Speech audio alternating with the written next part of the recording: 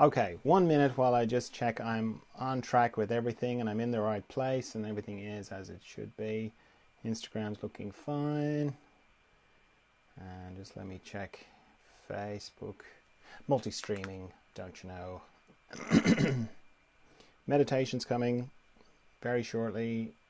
There we go, there's Facebook, beautiful. Hi to everybody who's waving. Okay, nearly there. Nearly there.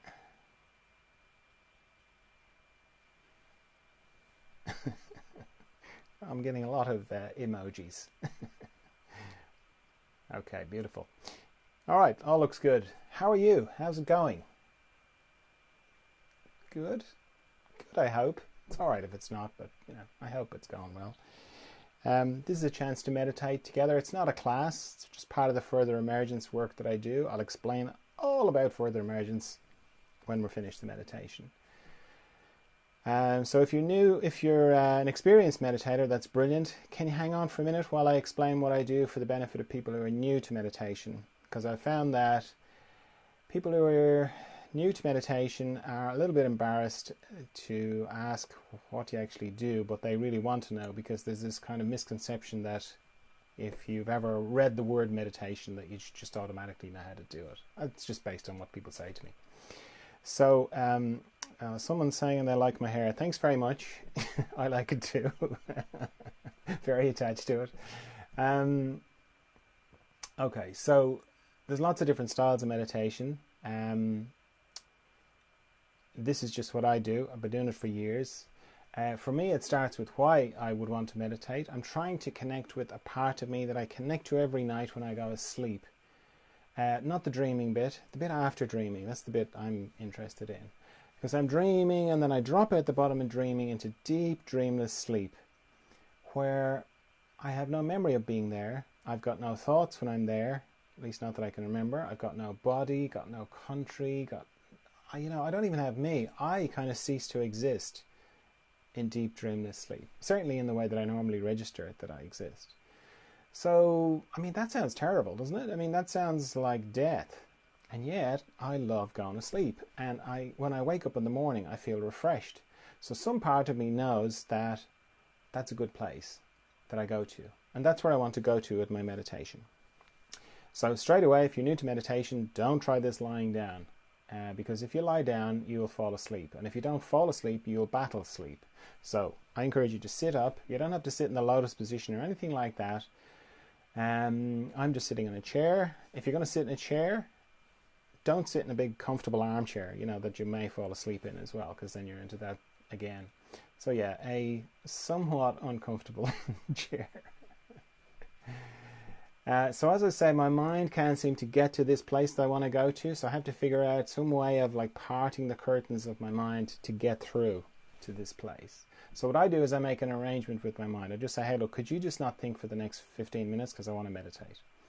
And at this stage, my mind is on board for the idea, and it's like, yep, okay, fine, let's do that. If you have trouble with getting your mind on board, you can give your mind the sort of things it likes, ideas, concepts, thoughts. Read about it, watch some videos about meditation. Give your mind what it likes so that it can get on board. So my mind's on board. That's good. Next thing is to stop thinking. That's surprisingly easy. It's easy to stop, not so easy to maintain. But regardless of what I'm thinking about, the content of my thought, the structure of my thoughts is always the same. It's always pictures and sound. So if I turn off the pictures and I turn off the sound, that's it. I'm not thinking. Okay. And as soon as I do that, I'm into the practice of meditation.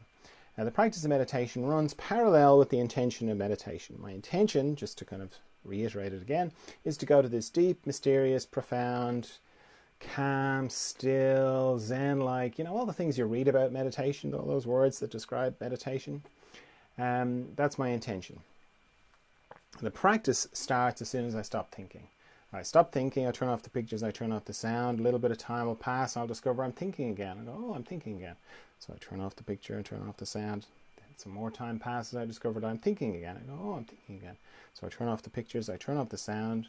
Some more time passes, I discover I'm thinking again. I turn off the pictures, turn off the sound. I just keep, every time I discover I'm thinking, I keep bringing myself back to thinking. That's the practice of meditation. Just repeatedly bringing myself back to not thinking whenever I discover that I am. Now, I kind of alert you to the difference between those two, because it's easy to read about meditation and get this misconception that in order to meditate properly, you shouldn't have any thoughts at all, that your mind is like a lake and there shouldn't be a ripple of thought on it. That's not the practice. That's not my experience at all. It's a kind of a dance between these two things. Sometimes you're very deeply in the intention, you're very deep, profound place.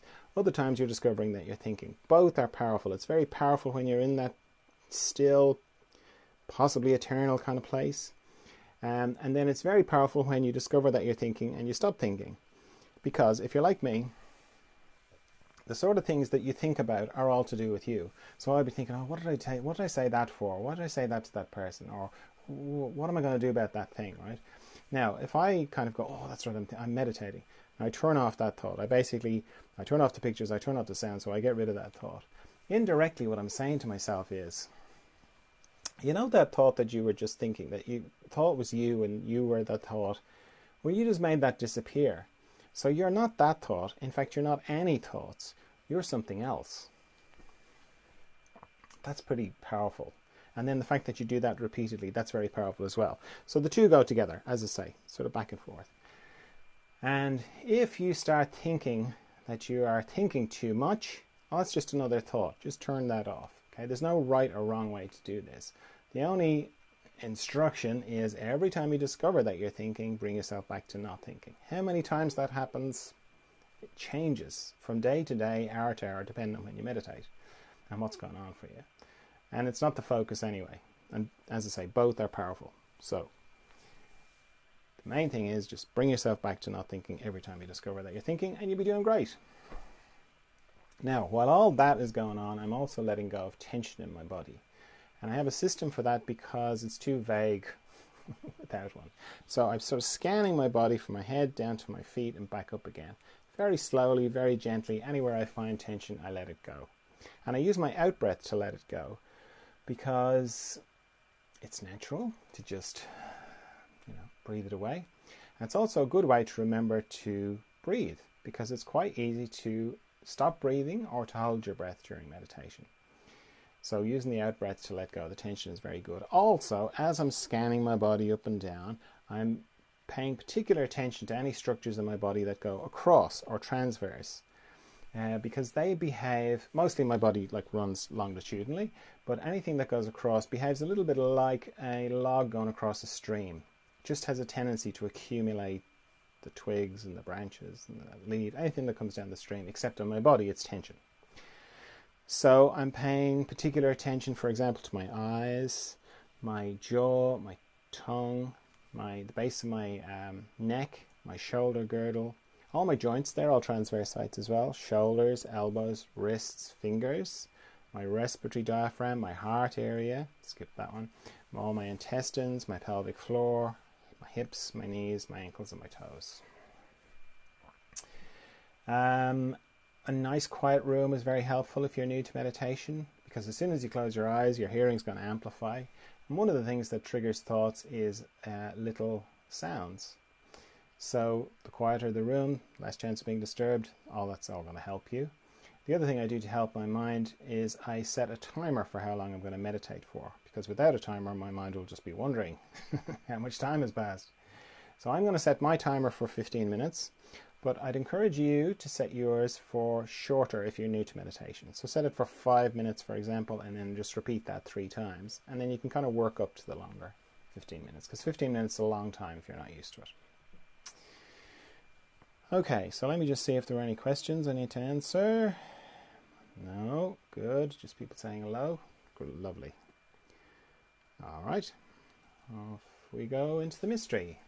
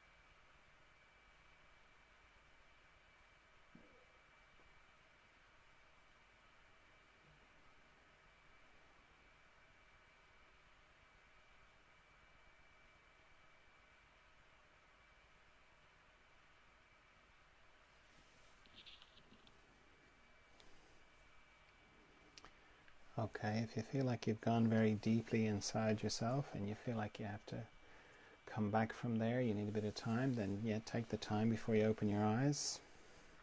Or if you feel like you can hold the inner space and the outer space at the same time, then just open your eyes. And if when you do that you feel like you lose the inner space, you can just close your eyes again. Reconnect, there it is, open it again. If you feel like you lose it again, close your eyes again. You can sort of use your eyes like a valve to equalize inner space and outer space. So as I said, these meditations are part of the further emergence work that I do. Further emergence is to do with growth, specifically inner growth. Your body grows as you're a child and then reaches a certain point as an adult, it stops growing, but we keep growing on the inside, growing in consciousness really. And just like when you were a child, you might have gone through periods of accelerated growth in your body, you know, what are called growth spurts. You can go through the same on the inside. So it's a naturally occurring thing, but it can look from the outside like something's wrong, or it can feel very disorienting from the inside.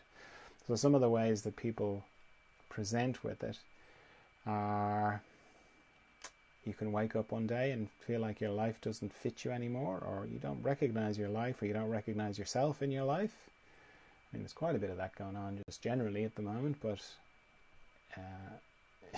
it's one of the reasons I started working with this, you know, further emergence, because I've been through it myself loads of times, and I've helped loads of people going through it as well.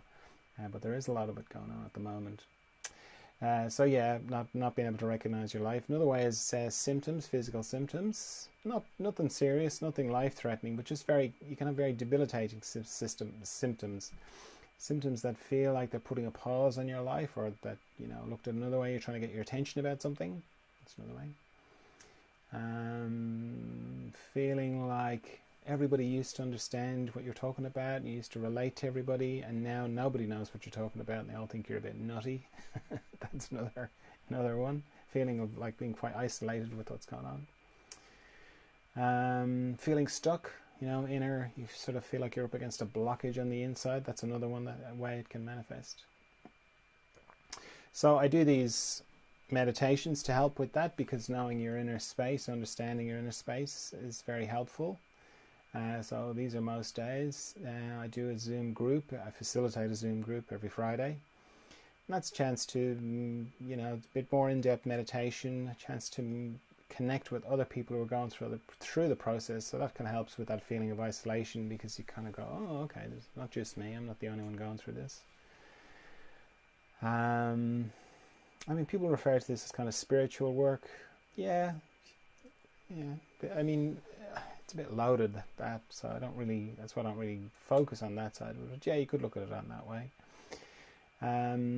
So yeah, the Zoom groups every Friday, and then I work with people one-to-one. Like today, for example, is the day when I work with people one-on-one. So that's a combination of talking and then behind-the-scenes work, so distance behind-the-scenes work, which involves pretty deep meditation on my part. So yeah, I pretty much spent the day meditating. Yeah, so if that all sort of resonates with you, or some little gong going off in the back of your mind there, or resonating is probably a better way to put it.